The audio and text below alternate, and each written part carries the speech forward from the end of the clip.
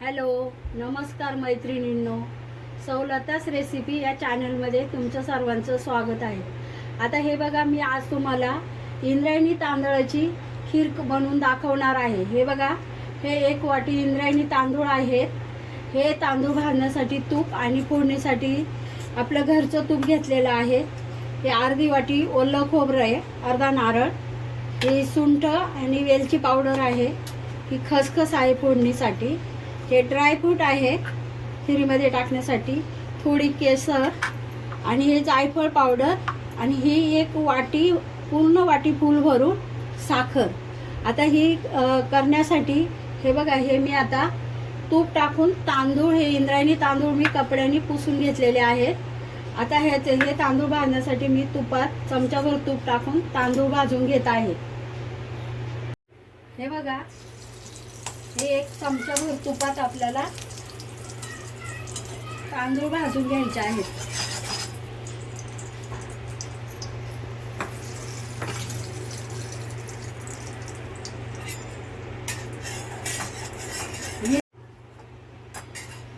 हे बघा, 1 चमचा तूप टाकून हे आपले घरचे इंद्रायणी तांदूळ आहेत, हे आपण असे चांगले खमंग भाजून घ्यायचे आहेत.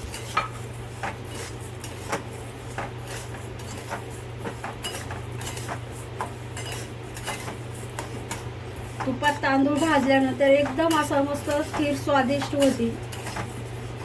आणि इकडे लगेच पाणी ठेवलेलं आहे. हे तांदूळ भाजून हे कोमट पाणी करून आपण हे भाजलेले तांदूळ मिक्सरला वाटून त्याच्यामध्ये टाकायचे आहेत पाण्यात.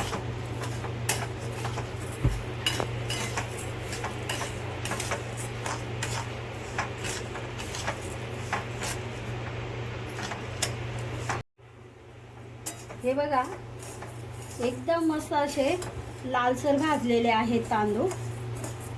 तुपामुळे एकदम तुपाचा वास येतोय. हे बघा,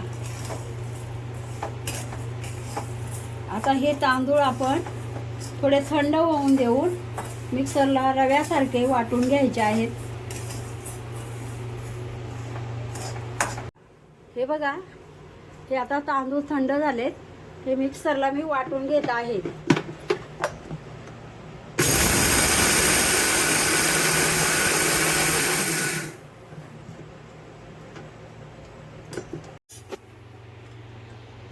हे बघा, आता हे पाणी कोमट झालेलं आहे आणि हे वाटलेले तांदूळ आपल्याला याच्यात टाकायचे आहे. पाणी कोमट आहे तेच टाकायचे, जास्त उकळे आल्याच्या नंतर गाठी होतील म्हणून. आणि टाकल्यानंतर सारखं हलवत राहायचं आहे.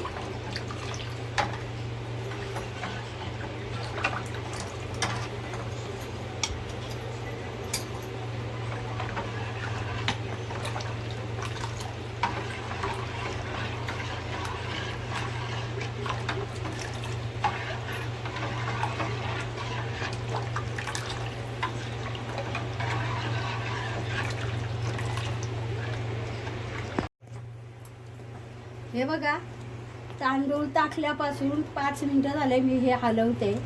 हे बघा, अशी शिजत आलेले आहेत तांदूळ. एकदम असं रव्यासारखी खीर दिसते, पण चवीला एकदम स्वादिष्ट लागते. हे बघा, आता हे आणखी 2-3 मिनिटं आपल्याला शिजवायचे आहे. आणि नंतर याच्यात ड्रायफ्रूट आणि दूधही टाकायचं आहे.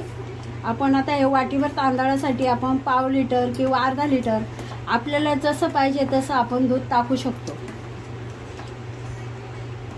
हे बघा, आता हे ओलं खोबरं मी वाटून घेत आहे. थोडंसं जाडसरच वाटायचं आहे आपल्याला. हे बघा, इकडे हे आता परत तुम्हाला दाखवते. हे बघा, एकदम असं घट्ट होत आलेली आहे. आता हे खोबरं मी वाटून घेत आहे. हे बघा, हे एवढं घट्ट झालेलं आहे. आता हे मी खोबरं वाटून घेतलेलं टाकत आहे. खोबरं वल्ल्या खोबऱ्याने एकदम भारी लागते खीर. आता हे थोडं शिजून द्यायचं आहे आपल्याला खोबरं. आणि आता मगाशी मी साहित्यामध्ये दूध दाखवलं नव्हतं. हे बघा, आता हे दूध गरम व्हायला ठेवले.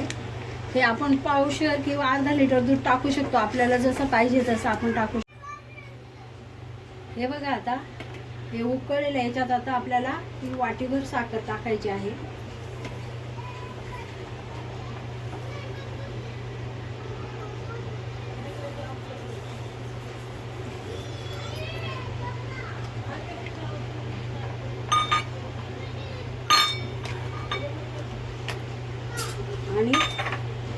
बघा हे दूध, हेच वाटीभर दूध आपल्याला टाकायचं आहे. साई टाकते ना, साईने आणखी चव येईल. दूध गरम करून घेऊन टाकलेलं आहे हे बघा.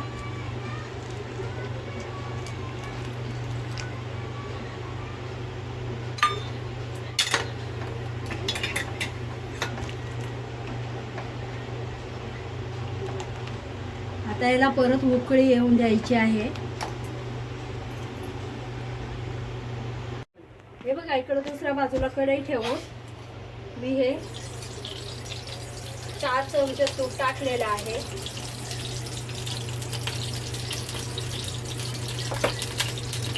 त्याच्यामध्ये आता आपल्याला टाकायचे आहे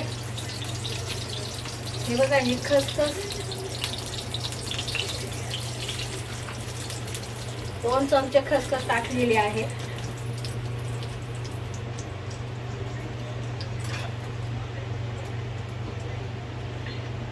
हे बघा, मनुके, बदाम आणि काजू याची आपल्याला आता खिरीला फोडणी तयार करायची आहे.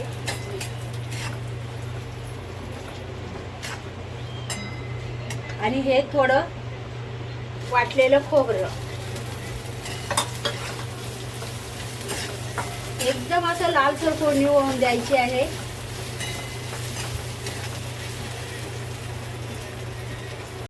हे बघा, तुपामध्ये आता खसखस, ओलं खोबरं, काजू, बदाम, मनुके परतून घेतलेले आहे.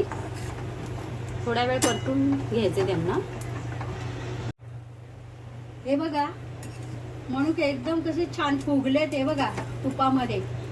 हे असं सर्व फोडणी आपल्याला लालसर होईपर्यंत करायची आहे. आणि बघा आता हे खिरीमध्ये आपल्याला टाकायचे आहे. हे बघा, शिजलेल्या तांदळा, हे बघा एकदम असं चरकन मस्त आवाज आला बघा.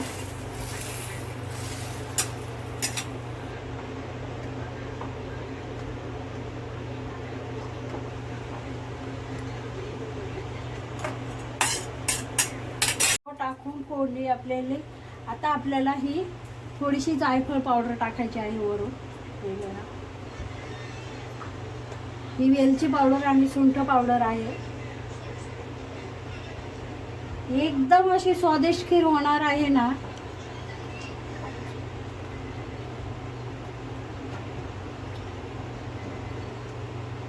आता याच्यामध्ये आपल्याला चवीप्रमाणे अर्धा चमचा मीठ टाकायचं आहे. हे बघा,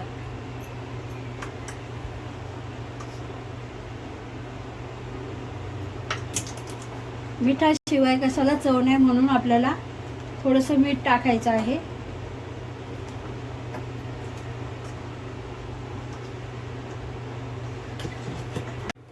हे बघा, एकदम खिरीचा कलरच बदलला. एकदम मसालेदार खीर दिसते आहे ड्रायफ्रूट टाकल्यानंतर. आणि त्याला तुपामध्ये फोडणी दिली तर आणखी छान वाटते. आता आपल्याला थोडंसं 2-3 मिनटं उकळी येऊन द्यायची आहे. आणि नंतर आपल्याला याच्यामध्ये केसरच्या काड्या टाकायच्या आहेत. हे बघा, उकळी आलेली आहे खिरीला. आता आपल्याला गॅस कमी करायचा आहे. आणि हे बघा, आपल्याला ही केसर टाकायचे आहे.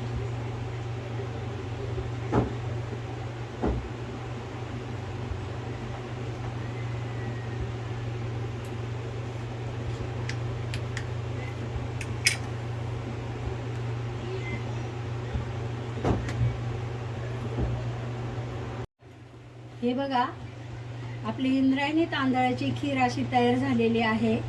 रेसिपी आवडल्यास सबस्क्राईब करा, लाईक करा.